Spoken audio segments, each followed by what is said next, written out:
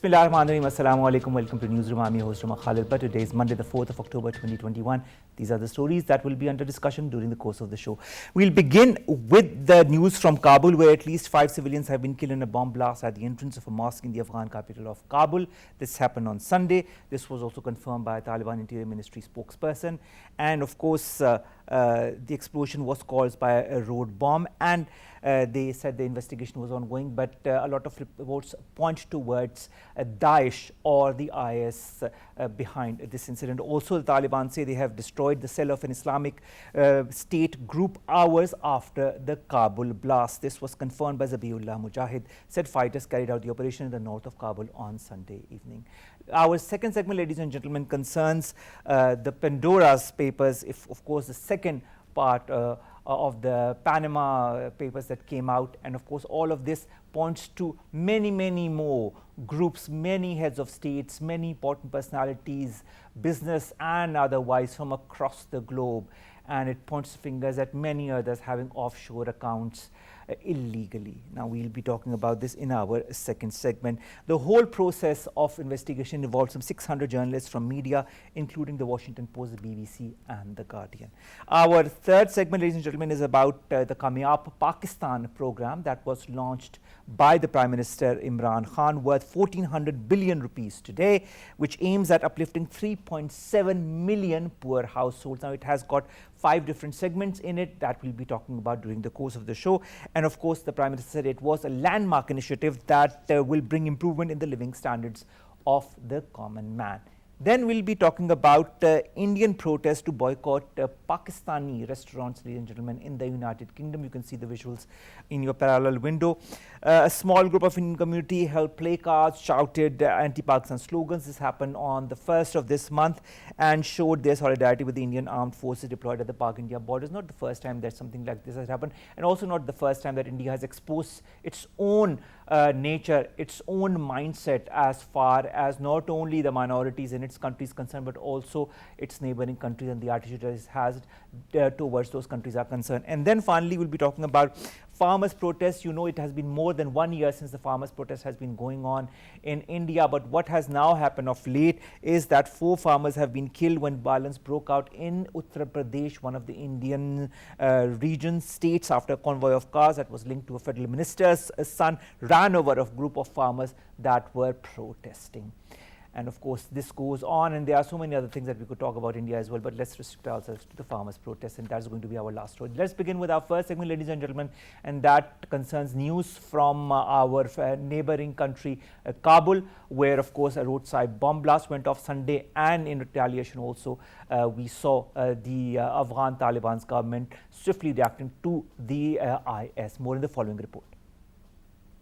Rule in Afghanistan is an indispensable reality of a war-ravaged country as the group spectacularly consolidated its grip upon power. Despite Taliban's unprecedented hold on power corridors, the internal political security challenges are not showing any signs of abating.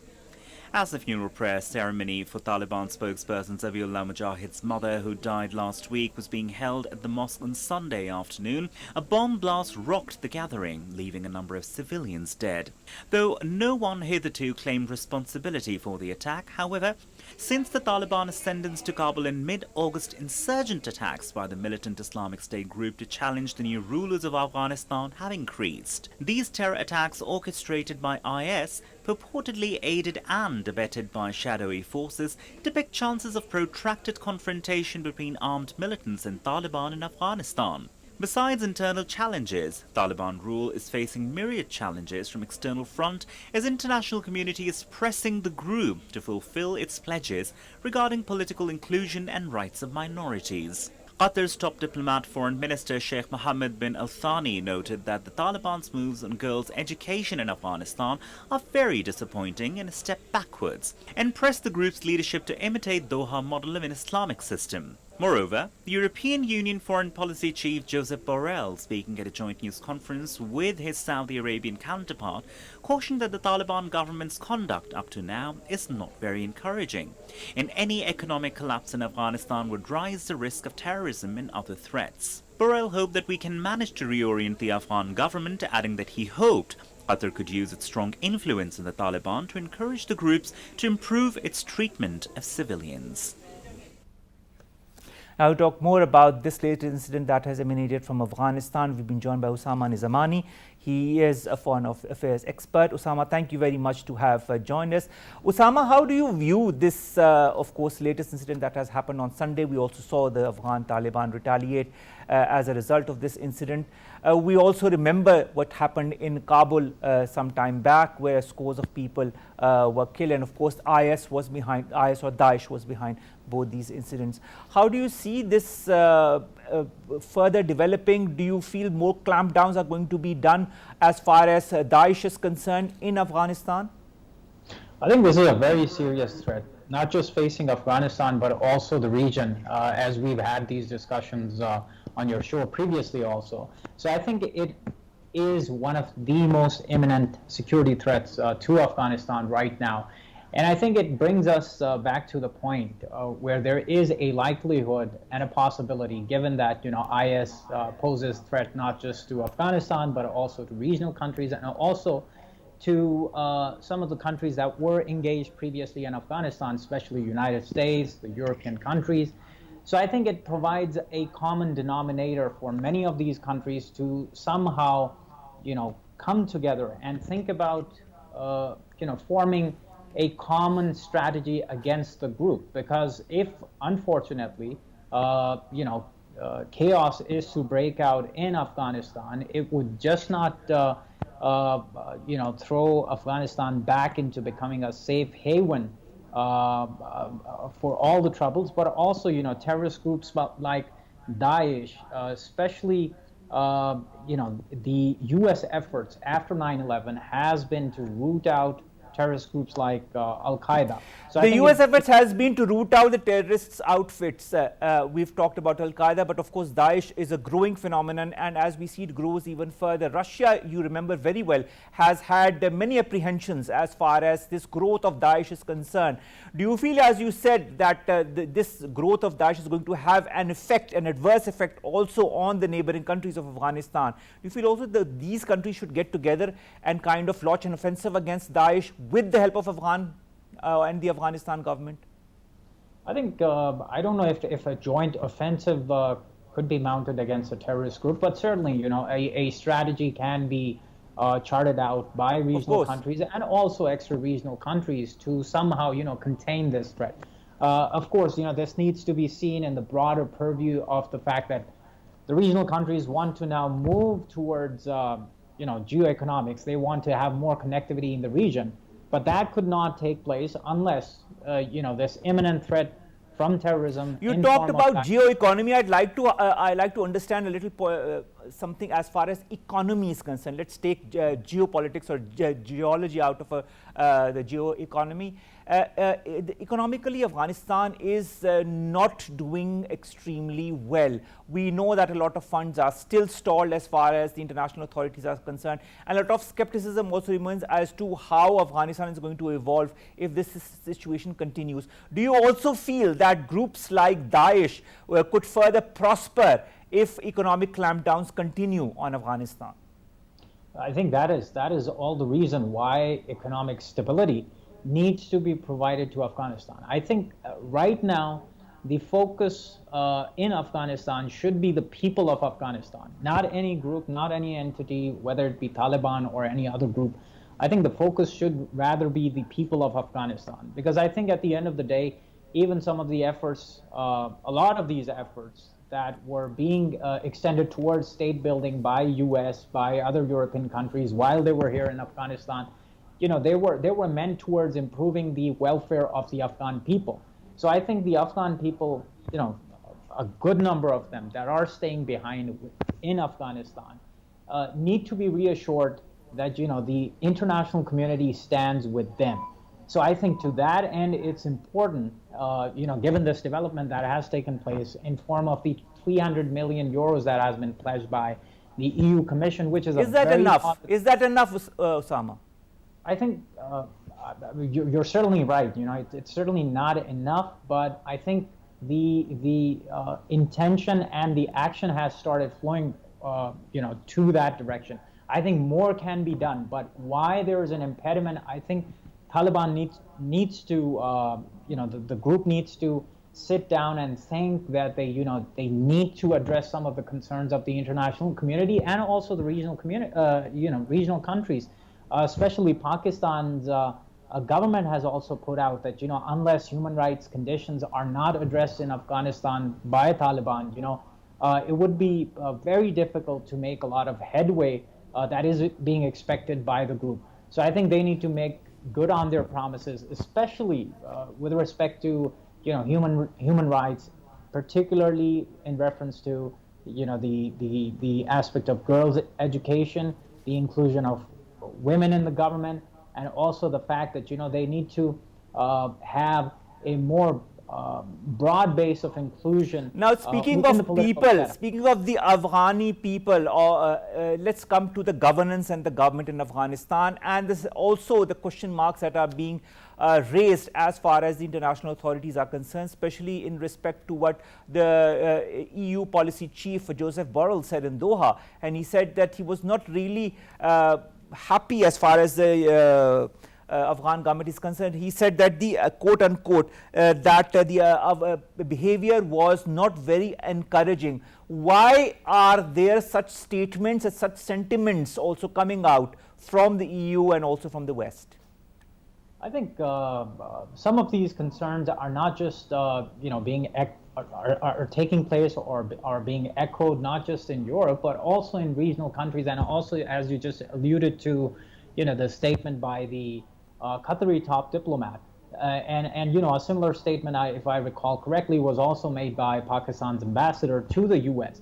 So I think it's something that is resonating in nearly all quarters. So I think Taliban need to sit down. They need to think. They need to make certainly good on some of these promises in order to have the international community come out with some kind of more substantive assistance to Afghan people. I somehow, acknowledge that the statement that was being given by Prime Minister Imran Khan at the UNGA speech, I do concur with it. But as long as the Taliban are not going to make any kind of promises on some of their promises, it would be hard to get the international community. Speaking of promises, Usama, what about the inclusivity? Will we see more of that in the future as far as the Afghan government is concerned?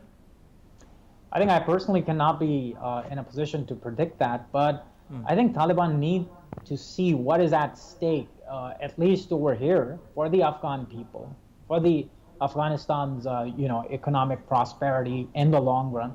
So I think they need to make it's quite really simple. I think they're a bit making it difficult for themselves. If they start making good on some of these promises, it would demonstrate that they do mean business. But as long as they keep delaying it, or somehow do not demonstrate that they mean to stand by their word, I think it would become difficult for international community to somehow also show it to their domestic constituencies. Let's talk about promises, Usama. Let's talk about the promises that were also made by the Taliban in the very beginning, including the fact that they said that the Afghan land will not be used against any other neighboring country. Now that brings me back to Daesh and IS as well as the TTP. Do you feel that the Afghan government needs to take very strong measures as far as groups such as Daesh or Tehreek-e-Taliban Pakistan are concerned? I think that is all the more important. They should do that because this is one policy statement that they've been reiterating since they took over Kabul.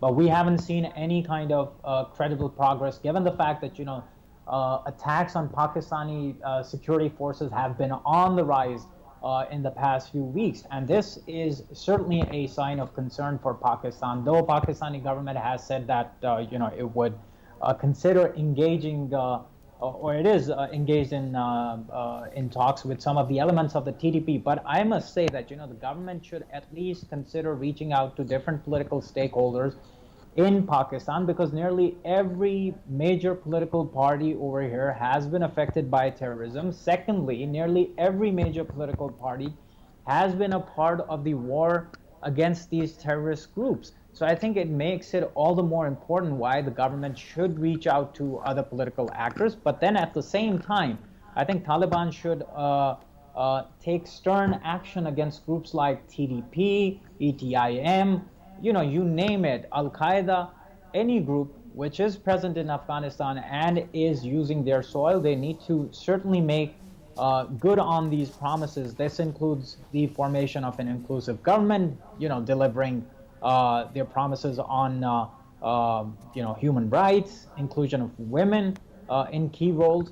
I think, and lastly, but most importantly, their commitments with respect to counterterrorism against Daesh, ETIM, Al Qaeda, BLA, be it any group. So I think they need to make a good part of progress on these promises so that the international community and the regional countries can somehow, positively reach out to the group. All right. And also, Usama, when we come to this enmity or this, of course, this long-standing issue between Daesh and the Afghan Taliban, we must not forget what happened not only on Sunday but also previously on the 18th and 19th of September when the Daesh claimed responsibility for a series of deadly bombings that targeted Taliban vehicles in Jalalabad in Afghanistan. When groups such as Daesh, I'm just specifying myself on Daesh right now. When groups such as Daesh are hell-bent on destabilizing the government of the Afghan Taliban or the current governance that exists in Afghanistan, what need to be the measures, in your point of view, taken apart from, of course, reacting to all of this and trying to get hold of Daesh? Do you think a broader strategy needs to be put into place locally as well? Because we've talked about the regional countries coming together to evolve a strategy. What about Afghanistan? I think it's a good question. It's a very good question. But again, in terms of formation of a strategy, I think that would require pulling of resources by regional countries, especially by countries such as, say, China, Central Asian countries. I think other countries such as, say, Qatar and other Middle Eastern countries can also play a role towards that end. But again, I see it more of as an international effort rather than saying, it needs to be just concentrated to regional countries alone, because I think the major part in this equation are the Afghan people. So I think we should not forget that, the Afghan people are the ones that need to be protected from this menace of Daesh, which could, affect the welfare of the Afghan people in ways that we may not know in the immediate run. So I think it adds all the more weightage to the suggestion that you've said or that you've proposed. But then at the same time, I think it should be extended. It should be more broadened up to the international community. All right. Usama, Pakistan has had a major role to play as far as the peace process in Afghanistan in the past is concerned, and also as far as the present state of Afghanistan is concerned. Nevertheless, what happened at the Eidgah Mosque in Kabul reminds us a lot of what has happened in Pakistan as well at a certain time when there were bomb blasts amok in the country, and we have seen exactly a similar situation like Kabul has, of course, witnessed on Sunday. Do you feel Pakistan could maybe help Afghanistan in understanding how to cope with a situation such as this? I don't know. I would not be in a position to state how could Pakistan actually, engage with the Taliban right now at this point in time, because, factually speaking, Pakistan does not recognize the government in place. Although Pakistan has been a proponent of engaging with the group, and it has also called on the international community to engage with the group. And I think counterterrorism, again, is one area where Pakistan and other countries can somehow engage in different ways in terms of, making it possible to contain the threat of Daesh emanating from Afghanistan, and how to deny the group this stronghold that it somehow enjoys at this point in time, either in form of sleeper cells or other. But I think it requires a more collective, broad-based strategy to curtail this threat which is present right now in Afghanistan. All right, thank you very much, Usama Nizamani, foreign affairs expert, joining us and talking to us about, of course, this latest situation that has emanated from Afghanistan on Sunday. And of course, our deepest condolences go to the Afghan government and the Afghan people for the loss of all of these lives. We hope that a broad-based strategy will be made and put into place in the days to come, so far as to avert such incidents in the future. Let's go to our second segment, ladies and gentlemen, and that concerns the Pandora Papers investigation. We've heard of the Panama Papers. We also saw how it impacted different countries across the world, including our own. And now comes the Pandora Papers. 600 journalists from media, including the Washington Post, the BBC and the Guardian, took part in this investigation. It implicates many heads of states, many heads of business consortiums, and many important personalities from across the globe. More in the following report.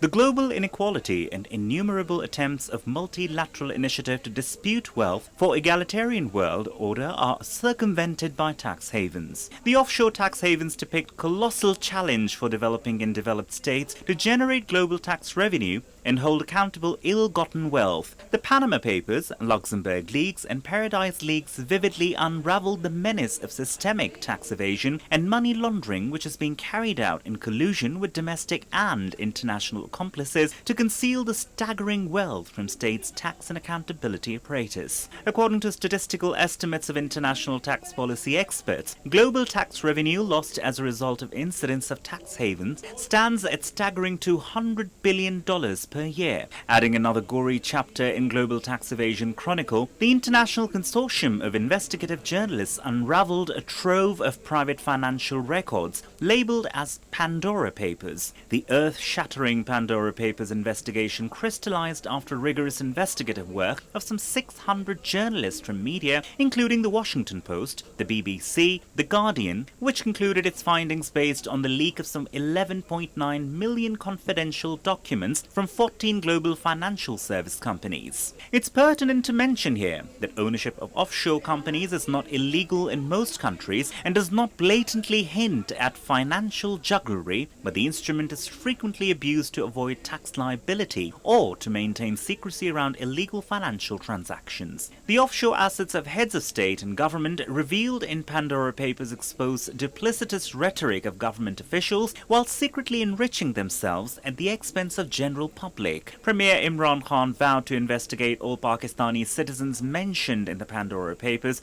and emphasized that if any wrongdoing is established, then the government of Pakistan will take appropriate action. Now to talk more about the Pandora Papers investigation and what it all has revealed from across the world and of course from our country as well, we've been joined by Raja Faisal, who is of course not only an analyst but also a foreign affairs expert. Raja Faisal, thank you very much to have joined us. Thank you very much, Omar. And we were thinking about Pandora boxes, that there will be a huge Pandora box and it would, shake the political and defense. Well, from across the world it has. I'm not talking of our country, but across the world there are many countries, including India, where it has really shaken. It has. Like people like Sachin Tendulkar, nobody even thought of. Yeah, Anil Ambani's and Tendulkar's and everyone is coming on. Who thought this would, a day will come and they will be implicated in things like this? Exactly. But I think people like Tony Blair, people like King Abdullah, the second, all of them, they are getting Prime noticed Minister as well. But I believe the way it was, highlighted in Pakistan, pre-Pandora, I think that has created doubts. I think, Raja Faisal, a lot of people thought that our premier is going to be implicated directly or indirectly, and that of course was negated through the Pandora Papers, and that created a lot of frowns, I'm sure, in certain quarters in our country. I mean, the ICIJ, it has, reaffirmed that it wasn't, Prime Minister of Pakistan is not involved in it. Of course, it was somebody else, but it was a bit similar kind of address which was used for them offshore. And that was clarified, clarified. And obviously, the person I think to give it hype, they intentionally did it, that they mentioned that his address is used, and they kept it, hidden from the news, that he's not involved. Why they did it? Because they wanted to give it a bit of hype, so that all of news channels in Pakistan and news casters in Pakistan. Weren't a lot of news channels just looking for that bit of detail which they didn't get, obviously? Why they were looking for it, that is the question. For 25 years, what we saw from Prime Minister Imran Khan, that he campaigned for accountability in Pakistan. He was the one who always challenged the other politicians on the basis of their corruption, and he always challenged them, because he kept on advocating that the system of Pakistan is being rusted by one thing, and that is corruption. Of course. And people are getting money out of Pakistan, and they're laundering it to the Western world. All right. And Sare Mahal and all of these things, they have been talked in our media for the past as well. And Panama Papers is in front of everyone. And the biggest chunk of Prime Minister of Pakistan's, Imran Khan's campaign, political campaign, it was Panama Papers. Now let's talk about the Pandora's Papers that has opened a Pandora's box, so as to say. Now let's come to our country as well. And a lot of people have been implicated in these Pandora's Papers, and our Premier has said, I quote unquote, that the government is going to investigate all the citizens involved in this Pandora Papers investigation. When we see the different gamut and different spheres of life from which all of these people have been implicated, how stringent or how straightforward is the current government as far as taking measures if these people are found to be guilty? When we talk about Prime Minister Imran Khan, looking at his past and how he dealt with his own friends when they were faced with the NAB cases and all, and their cases were probed, he did not help anyone. So he's been crystal clear about it since the day one, that even if somebody is the closest of his friends and they are being probed for accountability, he will never interfere. And this is the time when Pakistan has a system in which the Premier's office, it is not going around in the departments like National Accountability Bureaus. They are not affecting their system, the accountability system of Pakistan. So I believe this is the time when we can simply put our trust in Prime Minister Imran Khan, because he will not spare anyone. I am sure about this. Why? Because his closest friends, when they were taken to the task, he did not interfere. And even if somebody hails from a political atmosphere, or somebody hails from having a defense background. Even media moguls have now been implicated. Media moguls and so many bureaucrats as well, and technocrats as well. We know about one of the ministers, his name is echoing as well. Of course. So if there are names that are very close to Prime Minister Imran Khan, I am 100% sure that he is not going to interfere the process of accountability in Pakistan, and justice would be brought this time. All right, let's go out of Pakistan a little bit. Let's go to India. Anil Ambani, Sachin Tendulkar, veteran Congress leader, former minister friend of the Gandhi family, Satish Sharma. These are names that have been implicated in these Pandora's Papers investigation. Also, when we go out of India, as we've talked about King Abdullah II, Czech Prime Minister Andrej Babis has been implicated. Kenyan President Uhuru Kenyatta, 6 family members. Russian President Vladimir Putin has been implicated, and also many others. The last time these papers came out, the Panama Papers, it created a furor across the world. Do you think this is even more aggressive than the first time? Do you feel the reaction will be also as aggressive as it was the last time? I think it must be. It should be, because previously what we saw after Panama Papers, you remember Pakistan's Prime Minister in his UNGA addresser 2 years ago, he addressed to the world and he highlighted this issue that Pakistan and the third world countries, the countries that are trying to emerge themselves out of the economic crisis, because a country like Pakistan that is already dealing with the economic crisis, in that country what we see is, you know, corruption is at its peak. It used to be, and the money that is coming out of the illicit money that is coming out of the corruption, it used to get laundered to the countries like Western countries, and they were you know, showing up as offshore companies, and them offshore companies, they were owning flats, they were owning businesses, they were owning different properties in Western world. So that meant that the money that belonged to people of Pakistan, or money that belonged to a third world country's people, that was being laundered into the West, and West had no problems about it. But Pakistan's Prime Minister was the first Prime Minister who actually highlighted it in the UNGA that this must end now. This must end. Why? Because this is not the money that they own, and this money is ending up in the Western world just because of one reason, that you have allowed it. You should not be allowing it.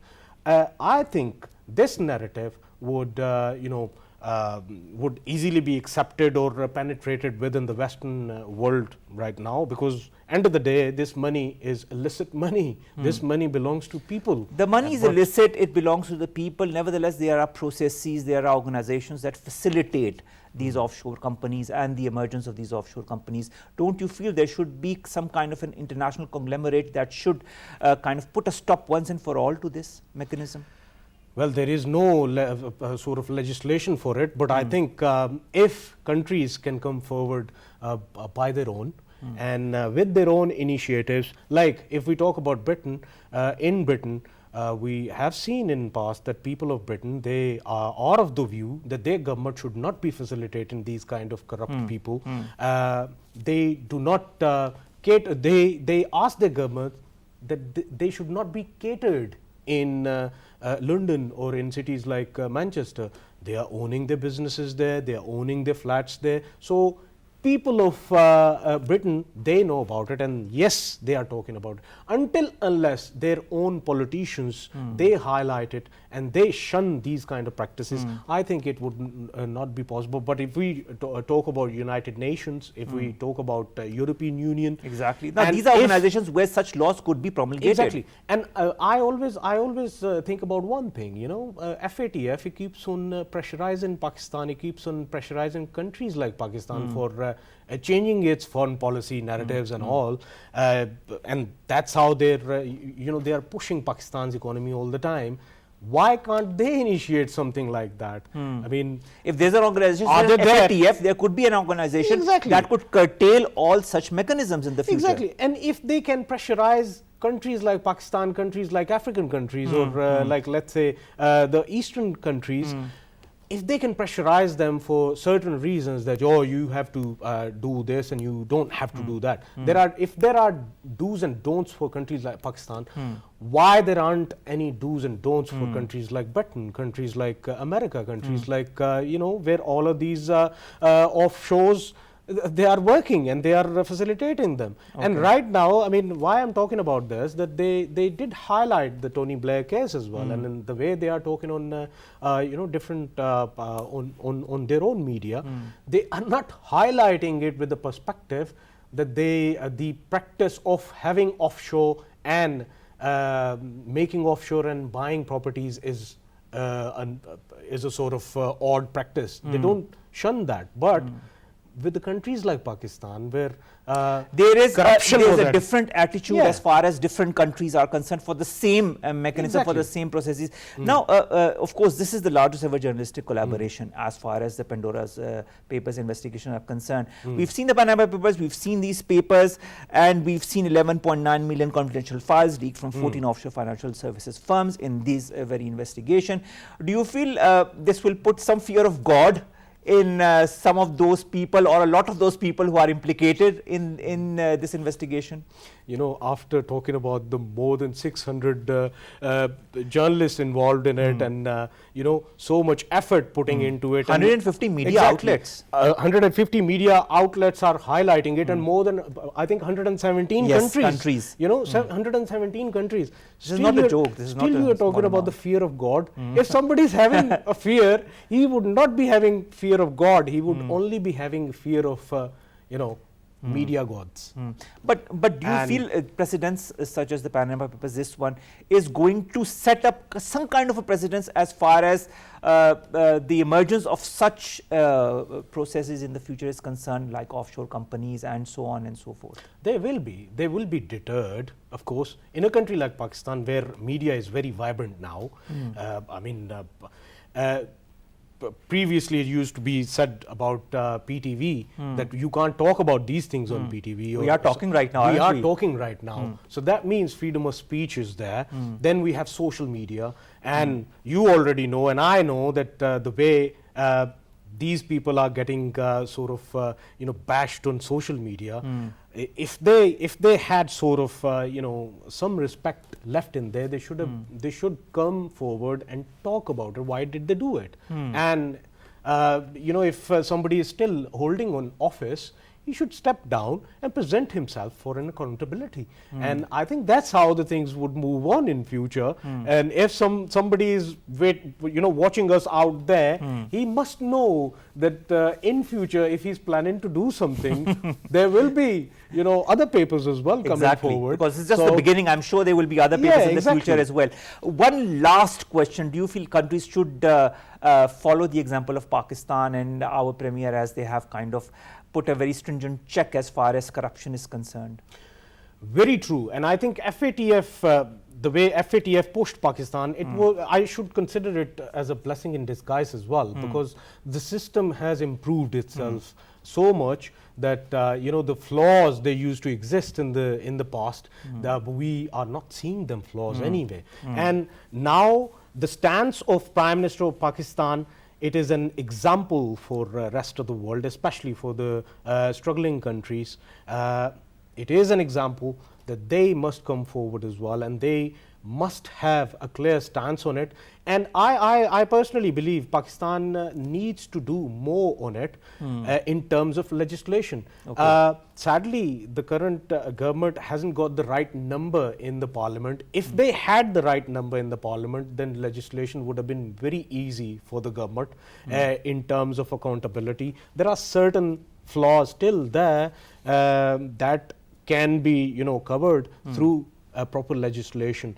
There are precedents already set, and them precedents are being used, but precedents plus the very effective legislation by the legislature, that would be the key thing in coming future. A lot of key things in the future that need to happen not only in Pakistan but across the globe in order to stop offshore companies and the practices such as those that have been revealed by the Pandora Papers investigation. Thank you very much, Raja Faisal, to have joined us. We'll see you inshallah very soon with other details on topics that of course concern Pakistan. Ladies and gentlemen, that of course gives us the importance of not only fighting corruption but also having a legislation, a certain mechanism, not only in our country but across the globe, in order to fight menaces such as those of offshore companies and of course illegal transfer of money. That is the whole crux of it. Let's come to our last three stories very, very quickly, ladies and gentlemen. The first, of course, is the launching of the Kamyab Pakistan Programme by our Prime Minister Imran Khan. That happened today. This programme envisages 1.4 trillion soft loans that will be provided to 3.7 million families across the country. The programme has 5 components that include farmers that will get interest-free loans under the Kamyab Pakistan Programme. Financing up to 500,000 rupees will be made for setting up business under the Kamyab Karobar Programme. Then the financing at easy installments will be extended for construction of houses under the Sasta Ghar scheme as well. And besides that, linking successful skilled-based scholarship scheme and Sehat Insaf card with the Kamyab Pakistan Programme.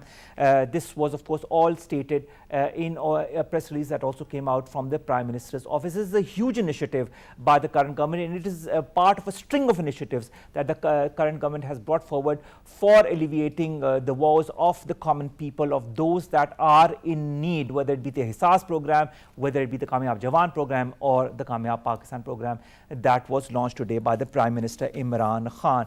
Let's go to our next story, ladies and gentlemen. That concerns Indian protests that happened in the United Kingdom, and this was to boycott Pakistani restaurants as far as the United Kingdom is concerned. Now, this whole protest came out, and people, a small group of people, of course, were chanting anti-Pakistan slogans. This happened on the beginning of the month, that is on the 1st of October 2021. They showed their solidarity with the Indian Armed Forces as well.